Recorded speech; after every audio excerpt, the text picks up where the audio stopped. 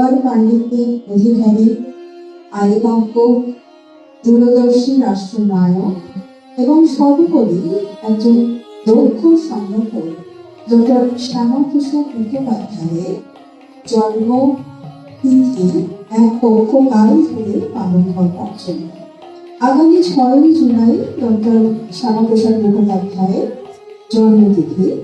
দেখো, একজন মানুষকে স্মরণ করা মানে শুধু তার ছবিতে মালা দেওয়া নয় বা তার সম্পর্কে কিছু ইতিহাস জেনে নেওয়া কিন্তু নয়। কেন স্মরণ করি? তার যে চিন্তাধারা, তার মূল্যবোধ, সেটা যেন আমরা মননশীলতার সঙ্গে আত্মস্থ করতে পারি। ডক্টর শ্যামাপ্রসাদ মুখোপাধ্যায় ছিলেন একজন নির্ভীক, নির্লোভ প্রতিবাদী চরিত্র। তিনি শুধুমাত্র অন্যায়কে অন্যায় বলে অন্যায়ের প্রতি একা হলেও প্রতিবাদ করে সরে এসেছিলেন। রবি ঠাকুরের কথা বলতে গেলে বলতে হয়, যদি কবিতার সুযোগ না আসে তাহলে একটা চলে।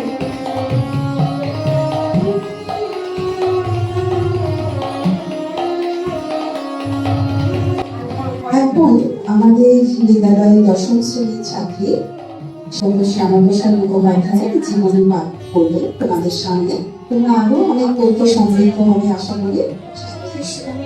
শ্যামাপ্রসাদ মুখোপাধ্যায় ছিলেন ভারতের একজন প্রখ্যাত শিক্ষাবিদ, ব্যারিস্টার, চিন্তাবিদ এবং দূরদর্শী রাজনীতিবিদ। পিতার আদর্শে অনুপ্রাণিত হয়ে তিনি জাতীয়তাবাদী রাজনীতিতে প্রবেশ করেন। 1929 সালে তিনি বঙ্গীয় আইনসভার সদস্য হিসেবে নির্বাচিত হন। 1937 থেকে 1941 সাল পর্যন্ত তিনি বাংলার হিন্দু সম্প্রদায়ের অধিকার ও নিরাপত্তা রক্ষায় সর্বদা সোচ্চার ছিলেন। ডক্টর মুখোপাধ্যায় স্বাধীন ভারতের প্রথম শিল্প ও সরবরাহ মন্ত্রী হিসেবে দায়িত্ব গ্রহণ করেন। Chittaranjan locomotive works, Sindhi fertiliser এবং হিন্দুস্তান এয়ারক্রাফট ফ্যাক্টরির মতো বৃহৎ শিল্প স্থাপনে তার অবদান অনস্বীকার্য। প্রধান এমএস গোলওয়াকারের সহযোগিতায় ভারতীয় জনসংঘ প্রতিষ্ঠা করেন, যা আজকের ভারতীয় জনতা পার্টির পূর্বসূরি। অখণ্ড ভারতের আদর্শ এবং সাংস্কৃতিক জাতীয়তাবাদ ছিল এই দলের মূল। কলকাতা রক্ষা। তৎকালীন বৃহৎ ও অর্থনৈতিকভাবে সমৃদ্ধ শহর কলকাতা ও তার বন্দর যাতে কোনোভাবেই পাকিস্তানের হাতে চলে না যায়, তার জন্য তিনি লর্ড মাউন্টব্যাটেন এবং ব্রিটিশ সরকারের কাছে জোরদার সওয়াল করেন। তার রাজনৈতিক বুদ্ধিমত্তার ফলে কলকাতা পশ্চিমবঙ্গের অংশ হিসেবে ভারতের সাথে যুক্ত থাকতে পেরেছিল। ডক্টর শ্যামাপ্রসাদ মুখোপাধ্যায় কাশ্মীরের বিশেষ মর্যাদা প্রদানকারী 370 ধারা এবং পারমিট ব্যবস্থার ঘোর বিরোধী ছিলেন। তার বিখ্যাত স্লোগান ছিল, এক দেশ মে দো বিধান, দো নিশান, দো প্রধান, নেহি চলেঙ্গে, নেহি চলেঙ্গে। 1953 সালে তিনি কাশ্মীরের প্রবেশের পারমিট ব্যবস্থার প্রতিবাদ করতে কাশ্মীরে যান। সেখানে প্রবেশের অনুমতি না থাকার কারণে তাকে গ্রেফতার করা হয় এবং শ্রীনগরের একটি কারাগারে বন্দী রাখা হয়। 1953 সালে 23 জুন প্রায় 4 মাস বন্দী থাকাকালীন রহস্যজনক পরিস্থিতিতে তার এই মহান নেতার জীবনাবসান ঘটে। ডক্টর শ্যামাপ্রসাদ মুখোপাধ্যায়ের জীবন ও কর্ম ভারতীয় জাতীয়তাবাদের ইতিহাসে স্বর্ণাক্ষরে লেখা থাকে। তার স্বপ্ন ছিল একটি অখণ্ড ও শক্তিশালী ভারত, যার জন্য তিনি নিজের জীবনের সর্বোচ্চ ত্যাগ স্বীকার করেন। তার বিস্তারিত জীবনী এবং অবদান আমাদের সকলের স্মরণীয় হয়ে থাকে।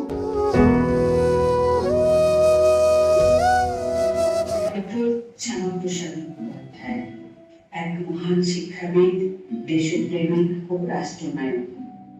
ভারতের ইতিহাসে এমন কিছু ব্যক্তিত্ব রয়েছেন যাদের জীবন ও কর্ম আজও আমাদের পথ দেখায়। তাদের মধ্যে একজন হলেন ডক্টর শ্যামাপ্রসাদ মুখোপাধ্যায়। তিনি একজন বিশিষ্ট শিক্ষাবিদ, আইনজ্ঞ, সমাজ সংস্কারক এবং জাতীয়তাবাদী নেতা। আজ আমরা স্মরণ করব সেই মহান ব্যক্তিত্বকে, যিনি শিক্ষা, সমাজ ও দেশের ঐক্যের জন্য আজীবন সংগ্রাম করেছিলেন। 6 জুলাই 1901 সালে কলকাতায় জন্মগ্রহণ করেন শ্যামাপ্রসাদ মুখোপাধ্যায়। তার পিতা ছিলেন স্যার আশুতোষ মুখোপাধ্যায়, কলকাতা বিশ্ববিদ্যালয়ের কিংবদন্তি উপাচার্য এবং শিক্ষাবিদ। ছোটবেলা থেকে শ্যামাপ্রসাদ ছিলেন অত্যন্ত মেধাবী ও অধ্যবসায়ী। তিনি কলকাতার বিখ্যাত শিক্ষা প্রতিষ্ঠানগুলিতে পড়াশোনা করেন এবং শিক্ষা জীবনের প্রতিটি ধাপে অসাধারণ সাফল্য অর্জন করেন। আইন শাস্ত্রের উচ্চশিক্ষা গ্রহণের জন্য তিনি ইংল্যান্ডে যান এবং ব্যারিস্টারি সম্পন্ন করেন। মাত্র 33 বছর বয়সে তিনি কলকাতা বিশ্ববিদ্যালয়ের উপাচার্য নিযুক্ত হন। সেই সময় তিনি ছিলেন বিশ্ববিদ্যালয়ের ইতিহাসে সর্বকনিষ্ঠ উপাচার্য। তার নেতৃত্বে বাংলা ভাষার প্রসার, শিক্ষার আধুনিকীকরণ এবং গবেষণার উন্নয়নে গুরুত্বপূর্ণ পদক্ষেপ গ্রহণ করা হয়। 1953 সালে জম্মু ও কাশ্মীর সফরের সময় তাকে গ্রেফতার করা হয়। কারাবন্দী অবস্থায় তার শারীরিক অবস্থার অবনতি ঘটে। 23শে জুন 1953 সালে তিনি পরলোক গমন করেন।